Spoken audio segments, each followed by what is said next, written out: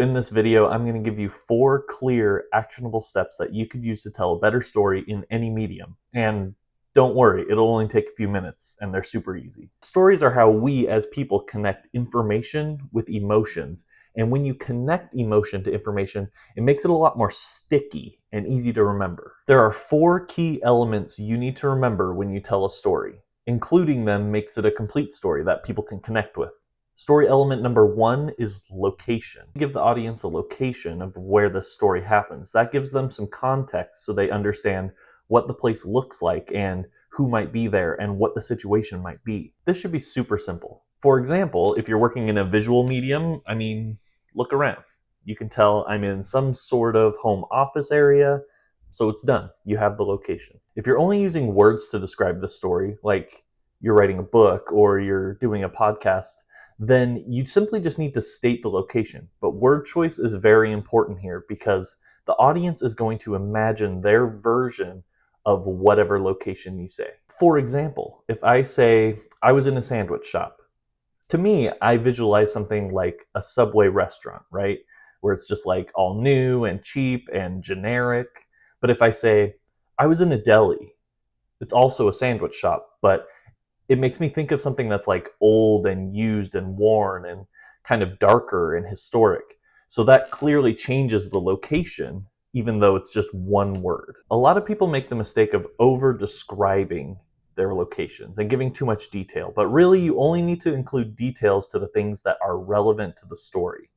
So for example, if our story is about breaking a big window at a Subway restaurant, we could say, I was in the sandwich shop and there were these huge windows right by the door. It's simple, but those windows are relevant. Now, when the person that you're telling the story to pictures a sandwich shop, they'll picture whatever sandwich shop means to them, but they also know, okay, there's huge windows by the door. So if their sandwich shop didn't have huge windows, now it does. So story element number 2 is characters. Every story needs characters, or at least one character. In the story that I was telling about the sandwich shop, I'm a character because I'm telling you the story and I said I went into a sandwich shop. So I'm one of the characters there. Now there's tons of other people that were in the sandwich shop, but I don't want to list them all out. That's a very easy mistake to make. You want to kind of give the visual of everybody that was there. So you go through like this big roll call of, oh, there were these people at this table, my friend was there, there's 2 people working behind the counter, etc., etc. But all those people aren't relevant to the story. Or maybe they are, but they're not relevant yet. So how you introduce new characters while you're telling the story is through action. So going back to our story before, I say, I was in this sandwich shop with huge floor-to-ceiling windows by the door. And I just finished paying for my sandwich and was leaving when the person behind the counter yelled to me. So now we have 2 characters. We have me and this person behind the counter who yelled to me. Now, notice how I didn't say the person behind the counter who made my sandwich yelled to me, because that's all irrelevant information. It doesn't matter if they made the sandwich. The important part is that they yelled to me. That's how they entered the story, and that's the big role that they're playing. So everything outside of that is unnecessary and we can leave out. The reason that this action matters is because it leads to the next part of the story, which is story element number 3, the climax. So there's a reason why you're telling this story. There's something that prompted you to share this with the audience. That reason is the climax of the story. There's some big action that happened. And although we have these small actions that introduce characters along the way, the main big action is the part of the story that we want to get to. So I was in this sandwich shop with big floor-to-ceiling windows by the door. I had paid for my sandwich and I was walking out, and the person behind the counter yelled to me. I didn't quite understand what they were saying, so I turned my head as I was walking and ran right into the big glass window, cracked it all the way up. So that's an example of efficient storytelling. The climax was me banging into the window and cracking it from top to bottom. So we didn't want to waste a lot of time before that happens because that's the most interesting part of the story. So we gave all the necessary information that the audience could then visualize what's happening and then got right to the climax. Now we move on to story element number 4, which is results.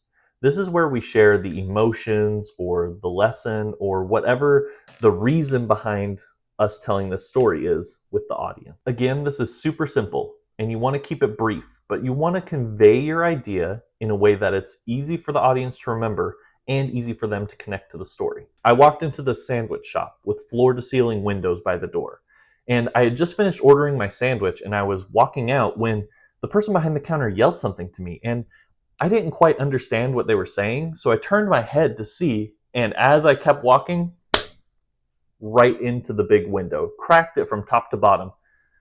I've never felt so embarrassed in my entire life. So that little tag, "I've never felt so embarrassed in my entire life," is the whole point of this story. I'm just sharing a story about something that happened to me that was embarrassing. And maybe the situation is people are sharing embarrassing stories and I want to commiserate with them. Or maybe we're telling funny stories and now I can look back at it and it's funny and other people will think it's funny. And so I need to kind of punctuate that, yes, I felt embarrassed in this situation. The reason you want to include emotions in this part of your story is because it makes things way more relatable. People are likely to recall the story when they experience something similar or when they hear another story where someone was embarrassed.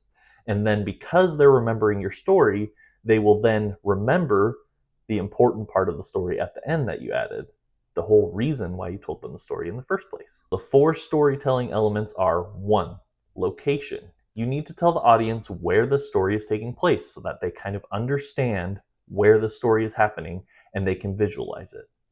2, characters.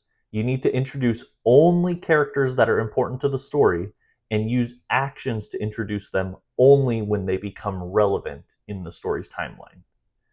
3, climax. There is a reason, a punchline to the story, the whole reason why you're telling it.